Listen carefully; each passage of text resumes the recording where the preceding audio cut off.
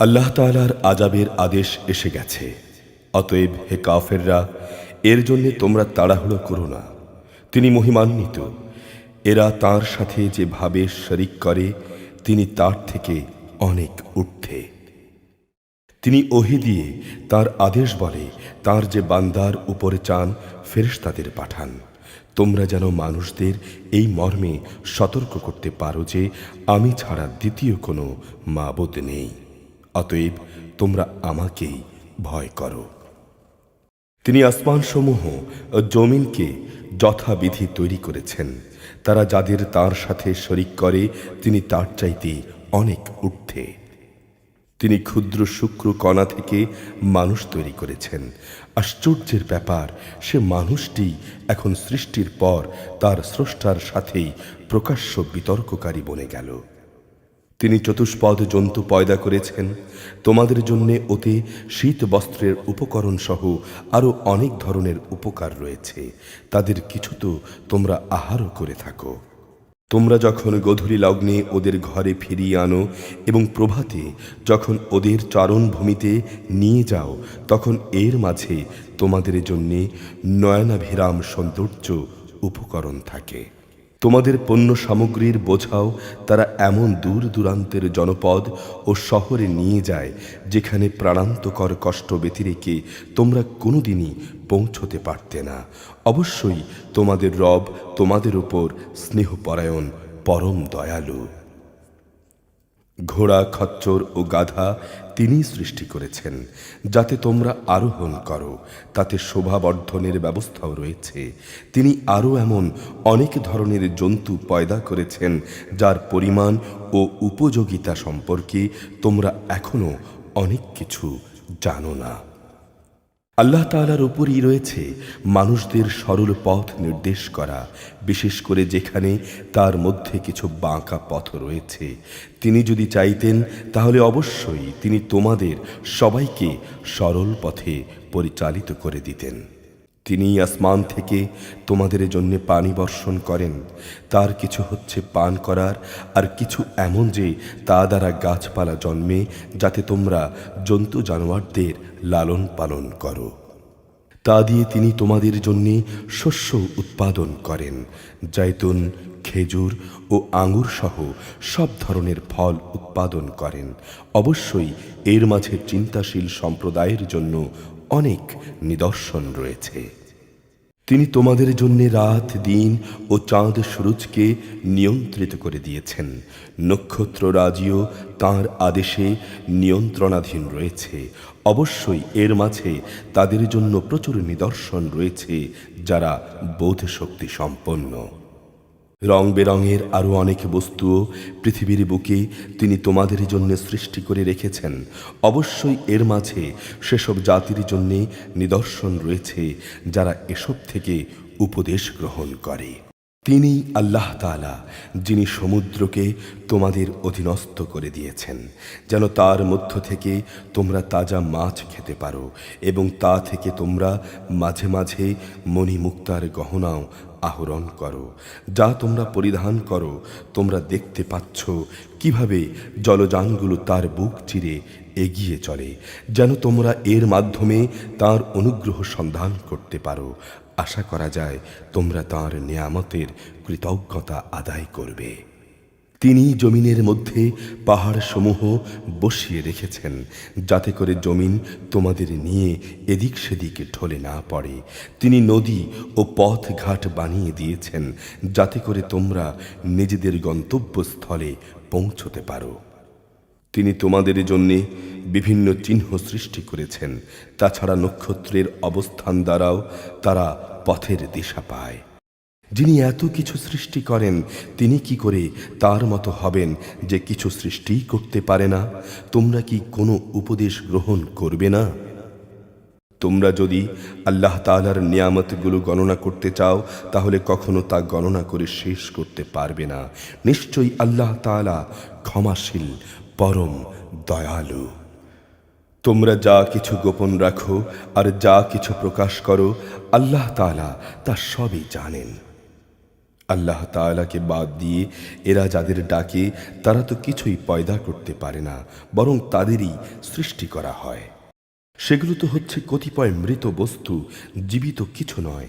তারা চৈতন্য রাখে না যে তাদের কখন আবার উঠিয়ে আনা হবে। হে মানুষ, তোমাদের মাবুদ একজন। অতঃপর যারা পরকালের উপর ঈমান আনে না তাদের অন্তরসমূহ এমনি সত্য অস্বীকারী হয়ে পড়ে এবং এরা নিজেরাও হয় দারুণ অহংকারী। নিঃসন্দেহে আল্লাহ তাআলা জানেন এরা যা কিছু গোপন করে এবং যা কিছু প্রকাশ করে তিনি কখনো অহংকারীদের পছন্দ করেন না। যখন এদের জিজ্ঞেস করা হয় তোমাদের রব কি ধরনের জিনিস নাজিল করলেন, তখন তারা বলে তা হচ্ছে আগের কালের উপকথা। ফলে শেষ বিচারের দিন এরা নিজেদের পাপের ভার পূর্ণ মাত্রায় বহন করবে। এরা সেদিন তাদের পাপের বোঝাও বহন করবে যাদের এরা জ্ঞান ভিত্তিক কোনো প্রমাণ ছাড়া গোমরাহ করে দিয়েছিল। সেদিন ওরা যা বহন করবে তা কত নিকৃষ্ট। এর আগেও অনেক মানুষ দিনের বিরুদ্ধে চক্রান্ত করেছিল, কিন্তু আল্লাহ তাআলা তাদের পরিকল্পনার সমগ্র ইমারত তার ভিত্তিমূল থেকে নির্মূল করে দিয়েছিলেন। তারপর তাদের এ চক্রান্তরূপী ইমারতের ছাদ তাদের উপরই ধসে পড়ল এবং তাদের উপর এমন বহু দিক থেকেই আযাব এসে আপতিত হল যা তারা কল্পনাও করতে পারেনি। অতঃপর কিয়ামতের দিন আল্লাহ তাআলা ওদের আরো বেশি লাঞ্ছিত করবেন। তিনি তাদের জিজ্ঞেস করবেন, কোথায় আমার সেসব শরীক যাদের ব্যাপারে তোমরা মানুষদের সাথে বাক বিতণ্ডা করতে? যাদের সঠিক জ্ঞান দেয়া হয়েছিল তারা বলবে, অবশ্যই যাবতীয় অপমান, লাঞ্ছনা ও অকল্যাণ আজ কাফিরদের উপরই আপতিত হবে। এরা হচ্ছে তারা ফেরেশতারা এমন অবস্থায় যাদের মৃত্যু ঘটায় যখন তারা নিজেদের উপর জুলুম করতে থাকে। অতঃপর তারা আত্মসমর্পণ করে বলে, আমরা তো কোনো মন্দ কাজ করতাম না। ফেরেশতারা বলবে, হ্যাঁ, তোমরা যা কিছু করতে আল্লাহ তাআলা সে সম্পর্কে সম্যক অবহিত রয়েছেন। সুতরাং আজ জাহান্নামের দরজাসমূহ দিয়ে তোমরা আগুনে প্রবেশ করো, সেখানে তোমরা চিরদিন থাকবে। অহংকারীদের আবাসস্থল কত নিকৃষ্ট। অপরদিকে আল্লাহ ভীরু ব্যক্তিদের বলা হবে, তোমাদের রব তোমাদের জন্য কি নাজিল করেছেন? তারা বলবে, হ্যাঁ, তা তো এক মহাকল্যাণ। যারা নেক কাজ করে তাদের জন্য এ দুনিয়ায়ও কল্যাণ রয়েছে, আর পরকালের ঘর তো হচ্ছে আরও উৎকৃষ্ট কল্যাণ। মুত্তাকিদের এই আবাস কত সুন্দর। চিরস্থায়ী এক জান্নাত যাতে তারা প্রবেশ করবে, যার পাদদেশে ঝর্ণাধারা প্রবাহিত হবে।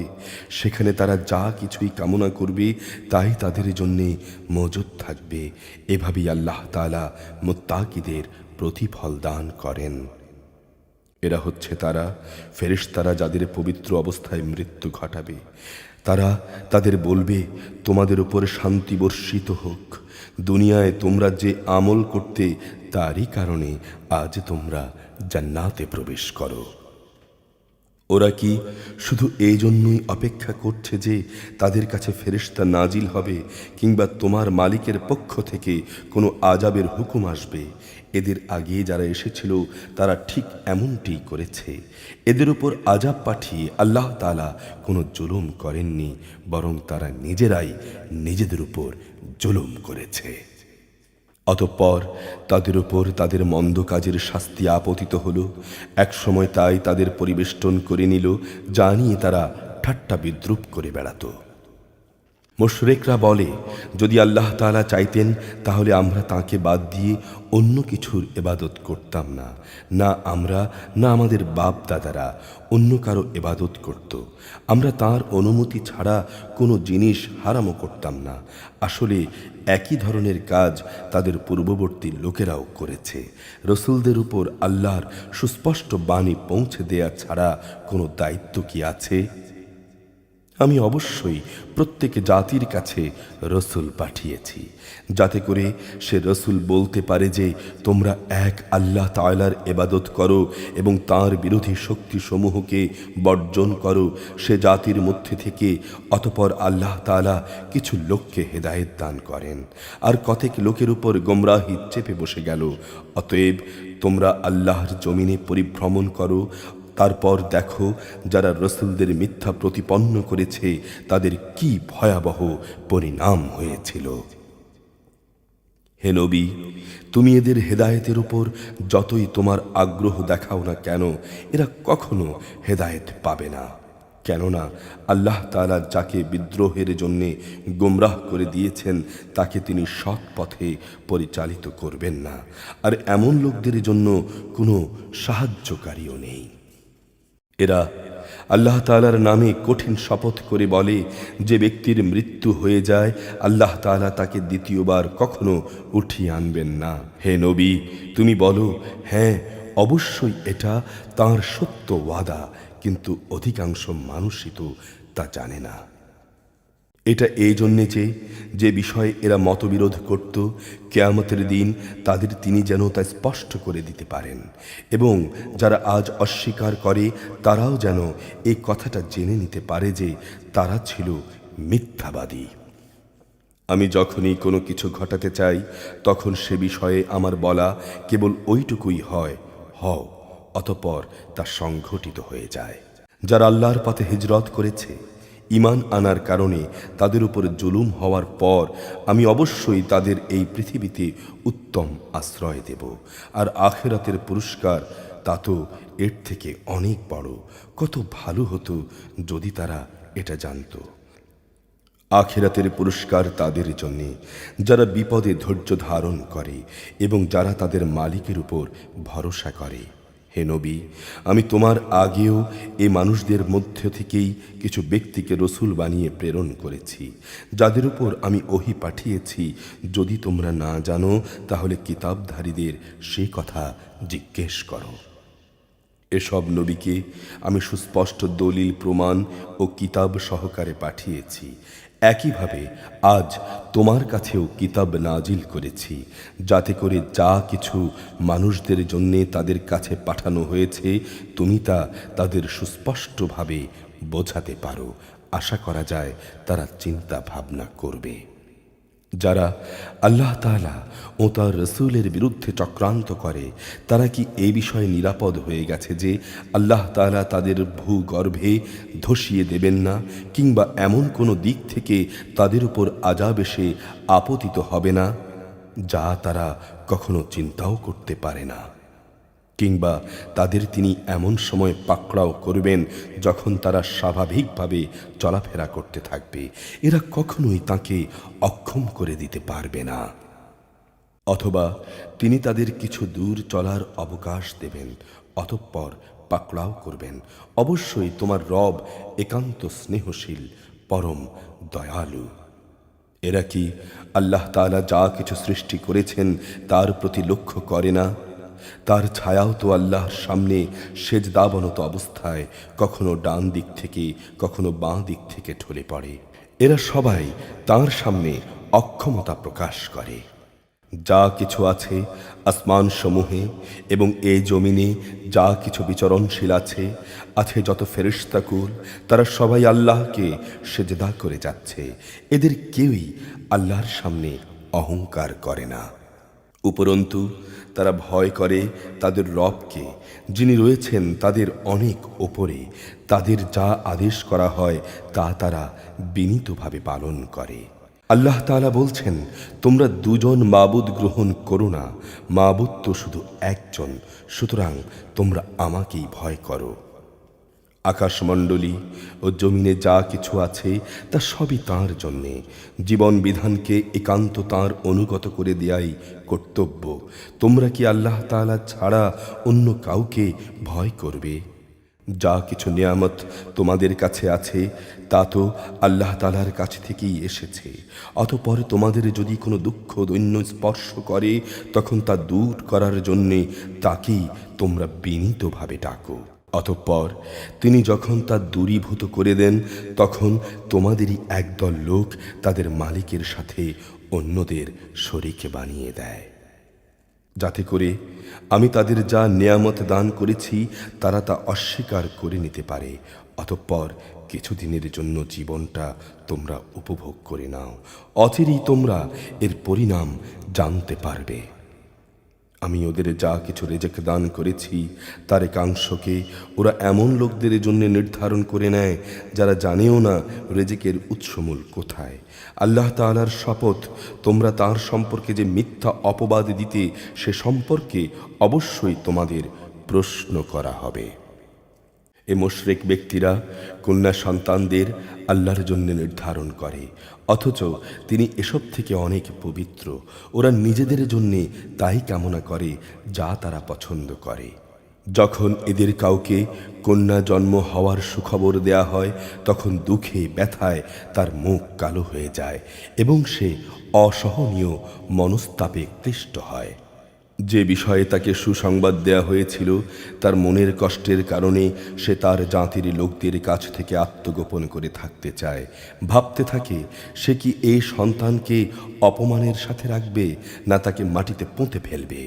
জেনে রাখো, কন্যাদের নিয়ে ওরা যা সিদ্ধান্ত করে তা অত্যন্ত নিকৃষ্ট। যারা আখিরাতের উপর ঈমান আনে না তাদের জন্য এই ধরনের নিকৃষ্ট পরিণামই অপেক্ষা করছে। আর আল্লাহ তাআলার জন্যই নির্দিষ্ট রয়েছে যাবতীয় ভালো পরিণাম।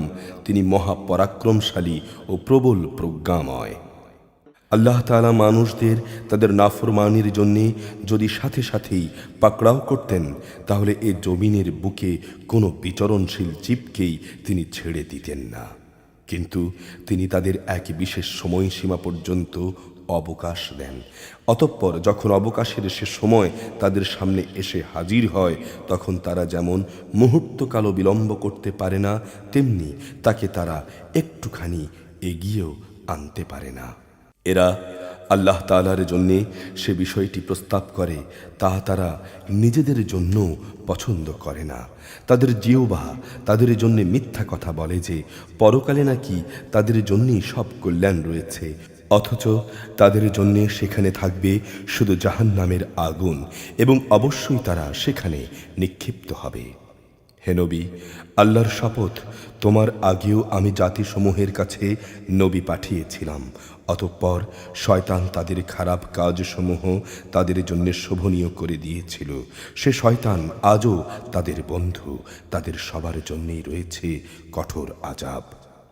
হে নবী, আমি তোমার উপর এ কিতাব এজন্যই নাজিল করেছি যেন তুমি তাদের সামনে সে বিষয়সমূহ সুস্পষ্ট করে পেশ করতে পারো যে বিষয়ে তারা মতবিরোধ করেছে। বস্তুত এ কিতাব হচ্ছে ঈমানদারদের জন্যে হেদায়াত ও আল্লাহ তাআলার অনুগ্রহ স্বরূপ। আল্লাহ তাআলা আসমান থেকে পানি বর্ষণ করেন, অতঃপর একবার মুর্দা হয়ে যাওয়ার পর সে পানি দিয়ে তিনি জমিনকে জীবিত করে তোলেন। অবশ্যই এতে আল্লাহর কুদরতের বহু নিদর্শন রয়েছে সে জাতির জন্যে যারা আল্লাহর কথা শোনে। অবশ্যই তোমাদের জন্য গৃহপালিত জন্তু জানোয়ারের মাঝে প্রচুর শিক্ষার বিষয় রয়েছে। তাদের উদরস্থিত দুর্গন্ধময় গোবর ও নাপাক রক্তের মধ্যবর্তী স্থান থেকে নিঃসৃত খাঁটি দুধ আমি তোমাদের পান করাই। পানকারীদের জন্য এটি হচ্ছে বিশুদ্ধ ও সুস্বাদু। খেজুর এবং আঙ্গুর ফলের মধ্যেও শিক্ষণীয় বিষয় রয়েছে। তা থেকে তোমরা নেশাকর হারাম জিনিস যেমন বের করে আনছো, তেমনি তা থেকে হালাল এবং উত্তম রেজেকও তোমরা লাভ করছো। নিঃসন্দেহে এতে জ্ঞানবান জাতির জন্যে আল্লাহর অনেক নিদর্শন রয়েছে। তোমার রব মৌমাছিকে এ নির্দেশ দিয়েছেন, পাহাড়ের গায়ে, গাছের ডালে এবং অন্য কিছুর উপর তোমরা যা কিছু বানাও তার উপর নিজেদের থাকার ঘর নির্মাণ করো। তারপর তুমি প্রত্যেক ফল থেকে রস আহরণ করে তা খেতে থাকো। অতঃপর তোমার মালিকের নির্ধারিত পথ ধরে পূর্ণ আনুগত্যের সাথে সেদিকে এগিয়ে চলো। এভাবে তার পেট থেকে রং বেরঙের পানীয় দ্রব্য বের হয়, যার মধ্যে মানুষদের নিরাময়ের ব্যবস্থা রয়েছে। অবশ্য এতেও নিদর্শন রয়েছে সেই সম্প্রদায়ের জন্য যারা আল্লাহর সৃষ্টি বৈচিত্র্য নিয়ে চিন্তা করে। আল্লাহ তাআলাই তোমাদের সৃষ্টি করেছেন, অতঃপর তিনি তোমাদের মৃত্যু দেবেন। তোমাদের কোনো কোনো ব্যক্তি বৃদ্ধ বয়সের দুর্বলতম স্তর পর্যন্ত পৌঁছে যাবে। কোনো বিষয়ে জানার পর সে এমন হয়ে যাবে যে যেন সে কিছুই জানে না। আল্লাহ তাআলা অবশ্যই সর্বজ্ঞ, তিনিই সর্বশক্তিমান। আল্লাহ তাআলা তোমাদের কাউকে কারো উপর রিজিকের ব্যাপারে প্রাধান্য দিয়েছেন। যাদের শ্রেষ্ঠত্ব দেয়া হয়েছে তারা আবার তাদের অধীনস্থ দাস দাসীদের নিজেদের সামগ্রী থেকে কিছুই দিতে চায় না। তাদের আশঙ্কা হচ্ছে এই সম্পদে তারা উভয়ই সমান হয়ে যাবে। তবে কি এরা আল্লাহর নিয়ামত অস্বীকার করছে? আল্লাহ তাআলা তোমাদের মধ্য থেকে তোমাদের জোড় বানিয়েছেন এবং তোমাদের এই যুগল থেকে তিনি তোমাদের পুত্র পৌত্রাদি সৃষ্টি করেছেন এবং তিনি তোমাদের উত্তম রেজেক দান করেছেন। তারপরও কি এরা বাতিলের উপর বিশ্বাস স্থাপন করবে আর আল্লাহর নিয়ামতকে অবিশ্বাস করবে? এরা কি আল্লাহ তাআলাকে বাদ দিয়ে এমন মাবুদদের গোলামি করবে যাদের আকাশমণ্ডলী ও জমিনের কোথাও থেকে রেজেক সরবরাহ করার কোনো ক্ষমতাই নেই? সুতরাং হে মানুষ, তোমরা আল্লাহ তাআলার কোনো সাদৃশ্য দাঁড় করিও না। অবশ্যই আল্লাহ তাআলা সব কিছু জানেন, তোমরা কিছুই জানো না। আল্লাহ তাআলা অপরের অধিকারভুক্ত একটি দাসের উদাহরণ দিচ্ছেন, যে নিজে থেকে কোনো কিছুই করার ক্ষমতা রাখে না। আরেক উদাহরণ এমন ব্যক্তি যাকে আমি আমার পক্ষ থেকে উত্তম রেজেক দান করেছি এবং সে তা থেকে গোপনে ও প্রকাশ্যে ব্যয় করছে। তোমরা কি মনে করো এরা উভয়ই সমান? সমস্ত প্রশংসা আল্লাহ তাআলার জন্য, কিন্তু এদের অধিকাংশ মানুষই কিছু জানে না। আল্লাহ তাআলা আরও দুজন মানুষের উদাহরণ দিচ্ছেন। তাদের একজন হচ্ছে মুখ, সে কোনো কিছুই নিজে থেকে করতে বা বলতে পারে না। সে সব সময় নিজের মনিবের উপর বোঝা হয়ে থাকে। যেখানেই তাকে সে পাঠাক না কেন, সে ভালো কিছু নিয়ে আসতে পারে না। এই অক্ষম ব্যক্তিটি কি সমান হতে পারে সে ব্যক্তির যে নিজে মুক্ত নয়, বরং সে অন্য মানুষদেরও ন্যায় কাজের আদেশ দিতে সক্ষম? সর্বোপরি যে ব্যক্তি সহজ সরল পথের উপরে আছে। আসমানসমূহ ও জমিনের যাবতীয় গায়েব সংক্রান্ত জ্ঞান একমাত্র আল্লাহর জন্যেই নির্দিষ্ট রয়েছে। কিয়ামতের ব্যাপারটি তো তাঁর কাছে চোখের পলকের চাইতে বেশি দূরের কিছু নয়, বরং তা তাঁর চাইতেও নিকটবর্তী। আল্লাহ তাআলা অবশ্যই সর্ববিষয়ের উপর শক্তিমান। আল্লাহ তাআলা তোমাদের মায়ের পেট থেকে এমন অবস্থায় বের করে এনেছেন যে তোমরা কিছুই জানতে না। অতঃপর তিনি তোমাদের কান, চোখ ও অন্তঃকরণ দিয়েছেন। আশা করা যায় তোমরা শুকর আদায় করবে। এরা কি পাখিটির দিকে তাকিয়ে দেখে না? আকাশের শূন্য গর্ভে সে সহজে বিচরণ করে চলেছে। আল্লাহ তাআলা ছাড়া এমন কে আছে যিনি এদের শূন্যের মাঝে স্থির করে রাখেন? অবশ্যই এই ব্যবস্থাপনার মাঝে ঈমানদার সম্প্রদায়ের জন্য অনেক নিদর্শন রয়েছে। আল্লাহ তাআলাই তোমাদের জন্য তোমাদের ঘরগুলোকে শান্তির নীড় বানিয়েছেন। তিনি তোমাদের জন্য গৃহপালিত পশুর চামড়া দিয়ে তাঁবুর হালকা ঘর বানাবার ব্যবস্থা করেছেন, যেন ভ্রমণের দিনে তোমরা তা সহজভাবে বহন করে নিতে পারো, আবার কোথাও অবস্থান নেয়ার সময়ও তা ব্যবহার করতে পারো। ওদের পশম, ওদের লোম, ওদের কেশ থেকে তিনি একটি নির্দিষ্ট মেয়াদের জন্য তোমাদের অনেক ব্যবহার উপযোগী সামগ্রী বানাবার ব্যবস্থাও করে দিয়েছেন। আল্লাহ তাআলা যা কিছু সৃষ্টি করেছেন তা থেকে তিনি তোমাদের জন্য ছায়ার ব্যবস্থা করে দিয়েছেন। তিনি তোমাদের জন্য পাহাড়ের মাঝে আশ্রয়ের ব্যবস্থা করেছেন। তিনি আরও ব্যবস্থা করেছেন তোমাদের জন্য পরিধেয় বস্ত্রের, যা তোমাদের প্রচণ্ড তাপ থেকে রক্ষা করে। তিনি ব্যবস্থা করেছেন এমন পরিধেয় সমূহের যা তোমাদেরকে তোমাদের সমস্যা সংকট থেকে বাঁচিয়ে রাখে। এভাবেই তিনি তোমাদের উপর তার নিয়ামত সমূহ পূর্ণ করে দেন। আশা করা যায় তোমরা তার অনুগত বান্দা হতে পারবে। তারা যদি সত্য থেকে মুখ ফিরিয়ে নেয় তবে তুমি জেনে রেখো তাদের কাছে সুস্পষ্ট করে আল্লাহর কথা পৌঁছে দেয়াই হচ্ছে তোমার দায়িত্ব। এ লোকেরা আল্লাহ তাআলার নিয়ামত ভালো করেই চেনে, অতঃপর তারা তা অস্বীকার করে। আসলে ওদের অধিকাংশ মানুষই হচ্ছে অকৃতজ্ঞ। স্মরণ করো যেদিন আমি প্রতিটি সম্প্রদায়ের মধ্য থেকে একজন সাক্ষী উঠিয়ে আনব, অতঃপর তাদের কোনো কৈফিয়ত দেওয়ার অনুমতি দেয়া হবে না। যারা কুফরি করেছে না তাদের সেদিনে সুযোগ দেয়া হবে। যখন জালেমরা আযাব দেখতে পাবে তখন কিন্তু কোনো কিছুতেই তাদের উপর থেকে সে আযাব লঘু করা হবে না, না তাদের কোনো অবকাশ দেয়া হবে।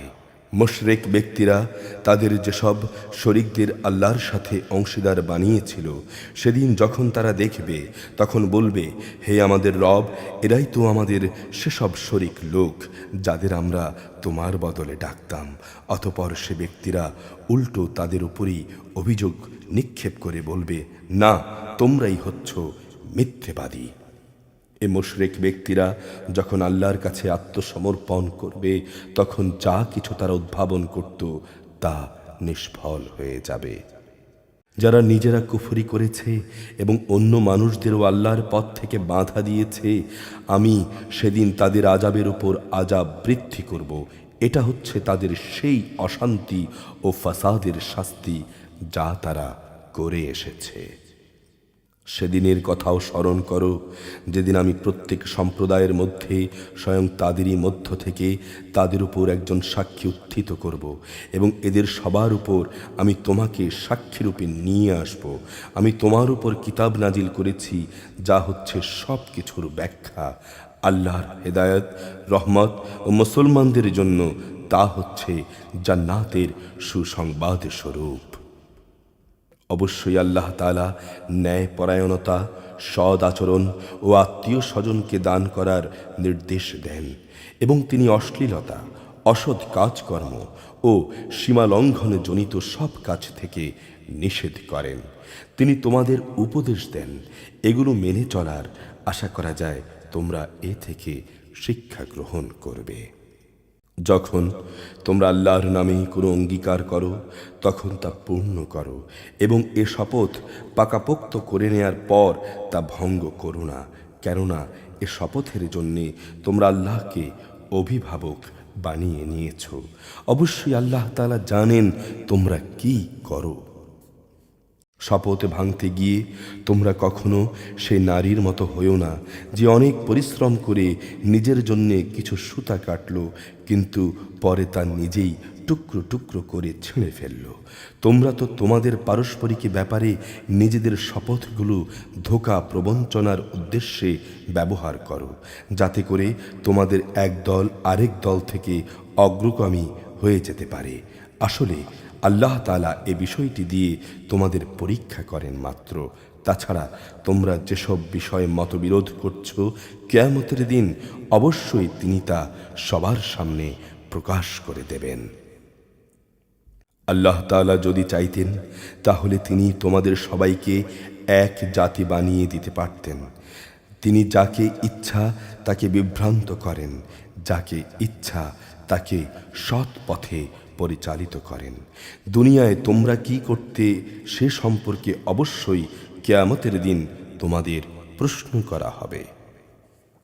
তোমরা তোমাদের শপথগুলোকে পরস্পরকে প্রবঞ্চনা করার উদ্দেশ্যে গ্রহণ করো না, নতুবা সত্যের উপর মানুষের পা একবার স্থির হওয়ার পর পুনরায় পিছলে পড়ে যাবে এবং আল্লাহর পথ থেকে মানুষদের বাধা দেওয়ার কারণে এ দুনিয়ায়ও তোমাদের শাস্তির স্বাদ গ্রহণ করতে হবে, আর আখিরাতেও তোমাদের জন্য থাকবে কঠোর আযাব। তোমরা আল্লাহর নামে করা অঙ্গীকারকে দুনিয়ার সামান্য মূল্যের বিনিময়ে বিক্রি করে দিও না। আল্লাহর কাছে যে পুরস্কার আছে তোমাদের জন্য তা অনেক উত্তম যদি তোমরা জানতে। যা কিছু সম্পদ তোমাদের কাছে আছে তা একদিন নিঃশেষ হয়ে যাবে, অপরদিকে আল্লাহর কাছে এর যা বিনিময় আছে তা হামেশাই বাকি থাকবে। সে আশায় যারা ধৈর্য ধারণ করেছে নিশ্চয়ই তিনি তাদের সেসব কর্মের শ্রেষ্ঠ পুরস্কার দেবেন। পুরুষ কিংবা নারীর মধ্যে যে ব্যক্তি কোনো নেক কাজ করবে এমত অবস্থায় যে সে হবে একজন যথার্থ মুমিন, তাহলে অবশ্যই তাকে আমি দুনিয়ার বুকে পবিত্র জীবন যাপন করাবো এবং আখিরাতের জীবনেও আমি তাদের দুনিয়ার জীবনের কার্যক্রমের অবশ্যই উত্তম বিনিময় দান করব। তোমরা যখন কোরআন পড়তে শুরু করবে তখন বিতাড়িত শয়তানের ওয়াসওয়াসা থেকে আল্লাহর কাছে আশ্রয় চাও। যারা আল্লাহর উপর ঈমান আনে এবং যাবতীয় কার্যকলাপে তাদের মালিকের উপর ভরসা করে তাদের উপর শয়তানের কোনোই আধিপত্য নেই। তার সব আধিপত্য তো তাদের উপর যারা তাকে বন্ধু ও অভিভাবক হিসেবে গ্রহণ করেছে, উপরন্তু যারা আল্লাহর সাথে শরিক করেছে। হে নবী, আমি যখন এক আয়াত পরিবর্তন করে তার জায়গায় আরেক আয়াত নাজিল করি, অবশ্যই আল্লাহ তাআলা ভালো করে জানেন যা কিছু তিনি নাজিল করেন। তখন তারা বলে, তুমি তো এগুলো নিজ থেকে বানিয়ে নিচ্ছ, কিন্তু তাদের অধিকাংশ মানুষই বিষয়টি জানে না। তুমি তাদের বলো, হ্যাঁ, এ কোরআনকে জিব্রাইল তোমার মালিকের কাছ থেকে ঠিকভাবে নাজিল করেছে, যাতে করে যারা আল্লাহর উপর ঈমান এনেছে তাদের তিনি সুদৃঢ় ভিত্তির উপর প্রতিষ্ঠিত করতে পারেন। সর্বোপরি এটা যেন হয় অনুগত বান্দাদের পথ নির্দেশ ও জান্নাতের সুসংবাদবাহী। হে নবী, আমি ভালো করেই জানি এরা কি বলে। এরা বলে, এ কোরআন তো একজন মানুষ এসে এ ব্যক্তিকে পড়িয়ে দিয়ে যায়, অথচ যে ব্যক্তিটির দিকে এরা ইঙ্গিত করে তার ভাষা আরবি নয়, আর এ কোরআন হচ্ছে সুস্পষ্ট আরবি ভাষা। আসল কথা হচ্ছে, যারা আল্লাহর আয়াতসমূহকে বিশ্বাস করে না, আল্লাহ তাআলাও তাদের সঠিক পথে পরিচালিত করেন না, আর তাদের জন্যই রয়েছে মর্মান্তিক আযাব। নিজের পক্ষ থেকে কথা বানানো কোনো নবীর কাজ নয়, বরং এটা হচ্ছে তাদের কাজ যারা আল্লাহর আয়াতের উপর ঈমান আনে না। আসলে এরাই হচ্ছে মিথ্যাবাদী। যে ব্যক্তি একবার তার ঈমান আনার পর কুফরি করে, যাকে কুফরি বাক্য উচ্চারণ করতে বাধ্য করা হয়, অথচ তার অন্তর ঈমানের উপরেই সন্তুষ্ট থাকে, তার ব্যাপার আলাদা। কিন্তু যে তার অন্তরকে কুফরির জন্য উন্মুক্ত করে দিয়েছে, তাদের উপর আল্লাহর পক্ষ থেকে গজব রয়েছে এবং তাদের জন্যই রয়েছে মর্মন্তুদ শাস্তি। এটা এজন্যে যে তারা দুনিয়ার জীবনকে আখিরাতের উপর প্রাধান্য দিয়েছে। আল্লাহ তাআলা কখনো কাফের সম্প্রদায়কে হেদায়েত দান করেন না। এরাই হচ্ছে সেসব লোক যাদের অন্তরে, কানে ও চোখের উপর আল্লাহ তাআলা সিল এঁটে দিয়েছেন। আসলে এরাই হচ্ছে সেসব লোক যারা আল্লাহর আযাব সম্পর্কে সম্পূর্ণ বেখবর। অবশ্যই ওরা আখিরাতে ভীষণ ক্ষতিগ্রস্ত হবে। অপরদিকে যারা ঈমানের পথে নির্যাতিত হওয়ার পর হিজরত করে, অতঃপর আল্লাহর পথে জেহাদ করে এবং বিপদে ধৈর্য ধারণ করে, হে নবী, অবশ্যই তোমার রব এরপর তাদের প্রতি ক্ষমাশীল ও দয়ালু হবেন। স্মরণ করো, যেদিন প্রত্যেকটি ব্যক্তি আত্মপক্ষ সমর্থনে যুক্তি প্রদর্শন করতে এগিয়ে আসবে, সেদিন প্রত্যেক ব্যক্তিকেই কানা কড়ি হিসেব করে তার কৃতকর্মের প্রতি ফল আদায় করে দেয়া হবে এবং তাদের কারো উপর কোনো রকম অবিচার করা হবে না। আল্লাহ তাআলা এমন একটি জনপদের উদাহরণ তোমাদের সামনে উপস্থাপন করেছেন যা ছিল নিরাপদ ও নিশ্চিন্ত। সেখানে সর্বদিক থেকেই তাদের কাছে প্রচুর পরিমাণ রেজেক আসত। অতঃপর তারা আল্লাহর নেয়ামত অস্বীকার করল। তারা আল্লাহর সাথে যে আচরণ করত তার শাস্তি হিসেবে আল্লাহ তাআলা তাদের ক্ষুধা ও ভীতির পোশাক পরিয়ে শাস্তি দিলেন। অবশ্যই তাদের কাছে তাদের মধ্য থেকে একজন রসূল এসেছিল, অতঃপর তারা তাকে অস্বীকার করল।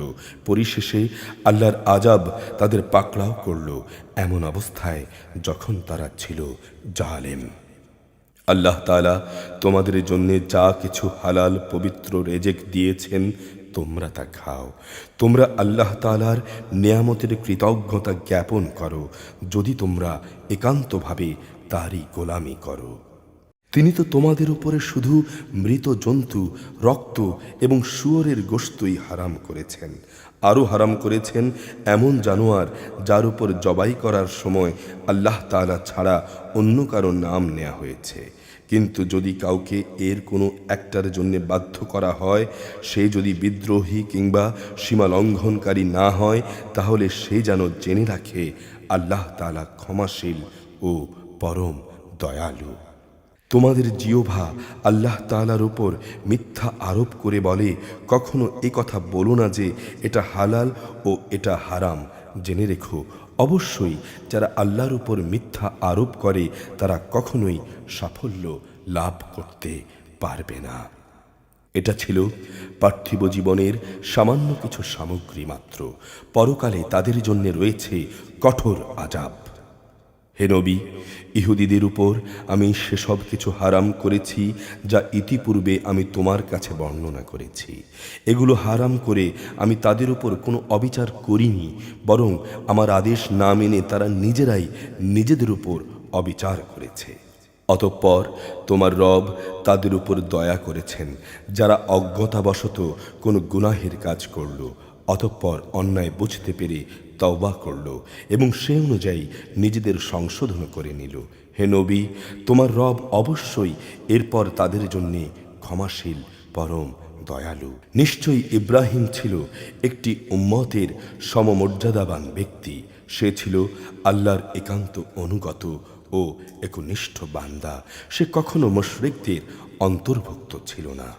সে ছিল আল্লাহ তাআলার নেয়ামতের প্রতি কৃতজ্ঞ।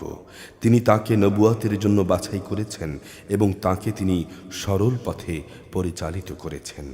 আমি তাকে দুনিয়াতেও প্রচুর কল্যাণ দান করেছি, আর পরকালেও সে নিঃসন্দেহে নেক মানুষদের অন্তর্ভুক্ত হবে।